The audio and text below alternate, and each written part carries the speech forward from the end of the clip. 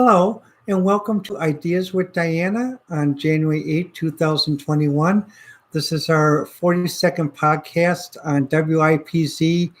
I estimated we have had over 140 radio shows, which we're still trying to get the show logs for.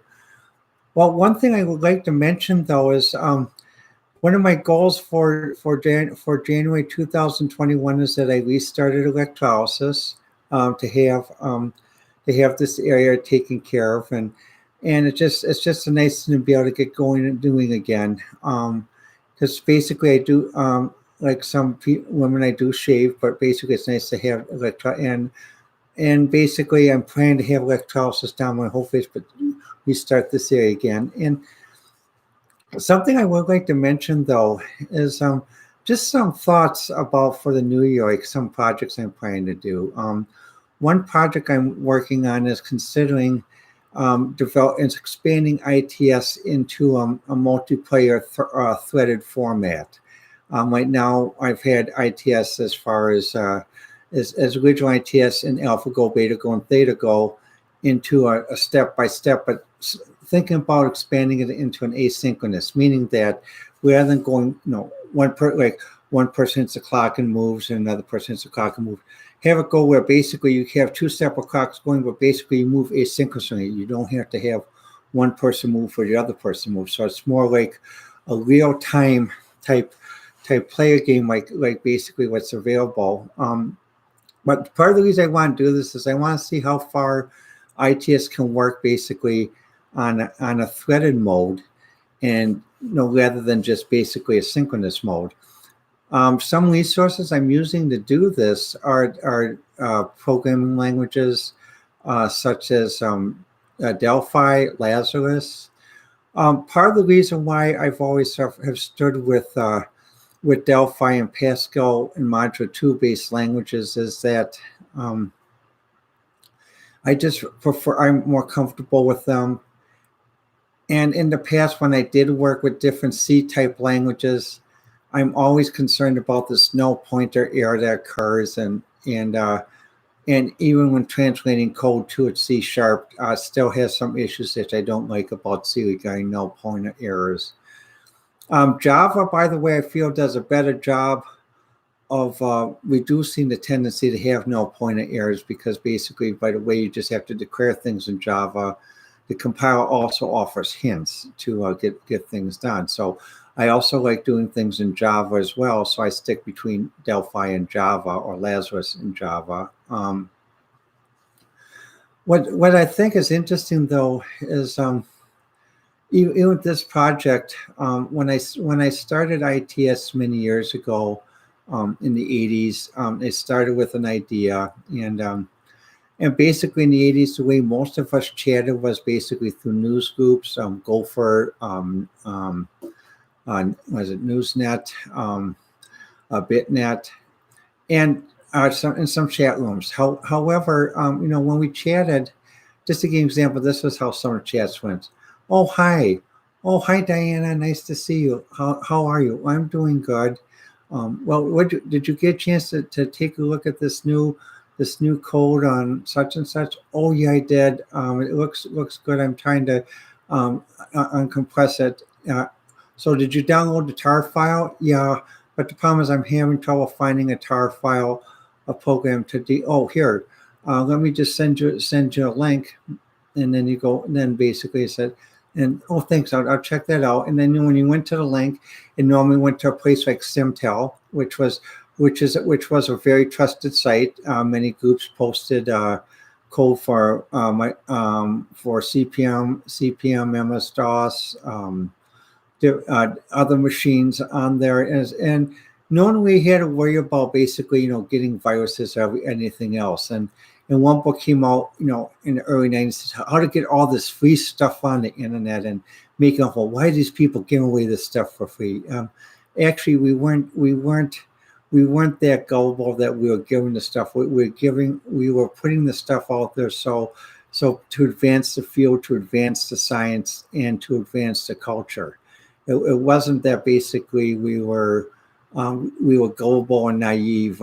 We realized that everyone has to get paid, but basically that sometimes it's basically to where if you donate, you actually do a better good, and it also helps you as well. And well, and during that time on the when we chat on the internet, if I mean we had many people who follow different TV shows, and but the thing is that many people realize, like other commentators has mentioned, like just to give a shout out to Foamy the Squirrel, just because you see it in a cartoon doesn't mean you have to act it out. And we knew enough just because something we saw something on TV, we didn't have to act it out. I mean, basically. So, but nowadays, I begin to wonder because, basically some of these people, I just wonder if someone really realize what is reality and what is fantasy, and you don't act out fantasy. And just because you see on a TV show or you see it, someone trying to do a passion play or something, you don't act it out. And that's what I miss about the internet, because prior to 1999 and prior to big tech and social media. In 1999, basically, like if I wanted to do an IRC, to a friend, in different parts of the world, I just type IRC, start IRC chat, and type in their web address, like such and such and such, the 4-byte address, and just then we talk. Oh, hi, how are you? Over. Oh, I'm doing fine. Over. And the reason why we used over, because basically it's a text-based system. So what happens, over meant that basically the person could talk without their text running into your text, and then basically when you're done speaking, you just say over and out, like the OCBs or OO. That was it. And many people did this, and there wasn't a problem. I mean, people who used internet back then were computer professionals. It was a case where, as part of a computer professional, you realized that you had to practice discipline, you had practice restraint, you had practice conduct. And most of the time, people really didn't talk always about shop, about what they're doing or work. A lot of times it's just social, because many people who are transgendered in the 80s and 90s came out on the internet through various chat groups, and that was a way for them to express themselves before they could actually express themselves in their home communities. At times we did have people who tried to flame people who did express it. However, then the system administrators and the sysops had a policy that if someone was going to come on and try to harass, agitate, induce and hurt someone, they were pulled off the system. Just pulled off. But the thing is, though, when someone was pulled off, it was basically their first given chance to come back on, assuming that basically they realized what they did and wouldn't do that again. But the main thing, though, is what happened. There was a line even back then with the internet between, is internet a form or is internet a government? And everyone at that time realized internet is a form, not a government. So basically, like what happened, like when basically the president was not allowed to speak on internet. That's a case where some people wondered about whether big tech is really becoming like a form of government, and that because even when FDR was president, if AT&T had done something like that, I'm sure FDR would have had federal officials go to AT&T and tell them to restore the service right away. And that, though, and even back then, there was a case of whether the phone service should have been nationalized, and a compromise was made that basically the phone service in the U.S. was not nationalized. However, the phone service in the U.S. had to be made available to everyone regardless of ability to pay, and that, though. So, but with big tech, though, sometimes some people wonder whether the current big tech that exists on the West Coast is actually more harsher than IBM ever was, because in the 50s through, I think, the early 80s, IBM had a consent decree that they had with the Justice Department regarding anti-competitive behaviors. Based on what I've observed the last few days, maybe it's time for the Justice Department to issue a consent decree on big tech on the West Coast. Normally the FANG companies, basically, to because it seems like basically some of the things that have been going on would make IBM seem like squeamish compared to old IBM seems squeamish compared to what it is today. Because even after the consent decree, IBM did become a better company, did become actually move forward and everything else. Because no one hardly ever hears about IBM being the big foot that came down and squashed everybody, but you do hear about big tech all the time. Nope. And the thing is, yes, big tech, yes, social media has degenerated into a type of speech that many of us of my generation, when we started on internet, some of us would even think of dropping our Facebook accounts, our Twitter accounts, and even to the point of basically going back to setting up the old BBS phone network to just get around the hostility that exists. And I'm not saying for people at the FANG companies to say, no, I don't want you to be a big brother. However, I want you to be the adult in the room and say, send a message to everyone. Say, look, we have standards on as to how postings are to be done, and we assume that all of you are adults, so that any postings you see that may be off the wall, out there, other terms to describe this, you know enough not to act upon them, and basically. In addition, that companies would have to say they realize that under Section 230 of the Communication Decency Act that they are not journalists. So basically, they are going to have to make sure that that basically, if someone is feigning to be a journalist and trying to do a passion play, then they are going to have to take steps to inform the person that this is not a journalistic forum. Or if this big tech still wants to act as journalists, then basically Section 230 should be modified, that they have to face the same liability that journalist companies do and journalists do in terms of following certain codes of standards, being licensed, actually having a press card. You can't have it both ways. You can't have your cake and eat it too. You're either a forum or basically your news. And if you're news, you need a card, you need a license, and you need to be licensed through a news agency. And when I think about this, what happened a few days ago, it's just weird. We live in a society where, even with COVID, we can still talk with one another. We can still do things. We can still, get things going. But yet, we have a few people, insurrectionists, that think basically, they can do stuff like they did. And it's like, no, I'm sorry, that's not a protest. That's not. And then we have another group saying, well, if these people had been Black or African American, they would have been treated much harsher than the people who protested. Well, that maybe not. However, but the point is, though, what happens? That was not a protest. That was an insurrection and an attack. So basically, regardless if someone was white, African American, Chinese, Filipino, whatever, and they would have breached that barrier, many people would have called that an attack and would have expected the police force to take measures to stop the attack, as well as the National Guard to stop the attack.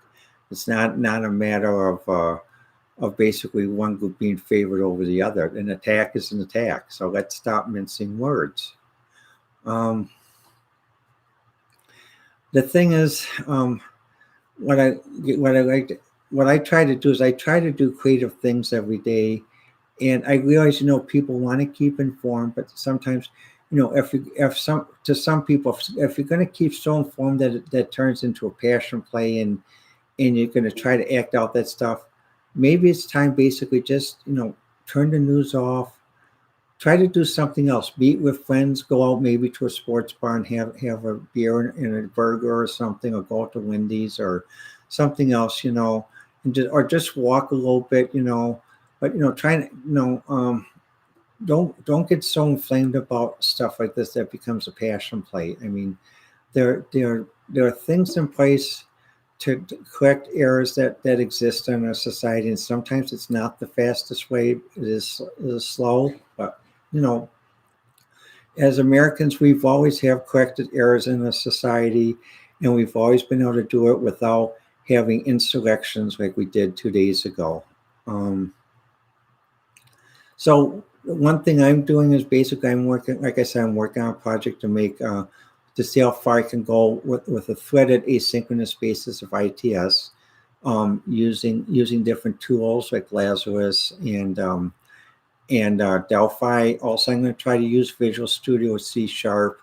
I'm going to give C Sharp a try again, but I do wish that with what I would like to just mention to make us our Visual Studio, um, like when I use Netflix and there's a mistake about a pointer error or something, there's a little balloon that comes up and says, well, if you declare it this way, you can get around this pointer error, and um, maybe if there's some way you can do that with Visual Studio too, because some of us basically, years ago we're very good at using C and catching all these leaks and floaters and flaky things in the compiler.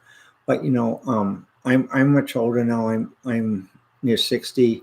And I keep up as much as I can, but I'm not at I'm not at the level I was where I was 20. Where I could read all the manuals and just digest and do all nighters and stuff. I have to balance things out. So just we always make it for people basically who aren't so intimate with the C code, and they don't have to learn the history of Richie and other things who developed, and his partner who developed, and his colleague who developed C. So you know um, make it a little bit easier. With Android, I do like Android. I did try the new Android Studio. I do like how it works, but just to mention something though.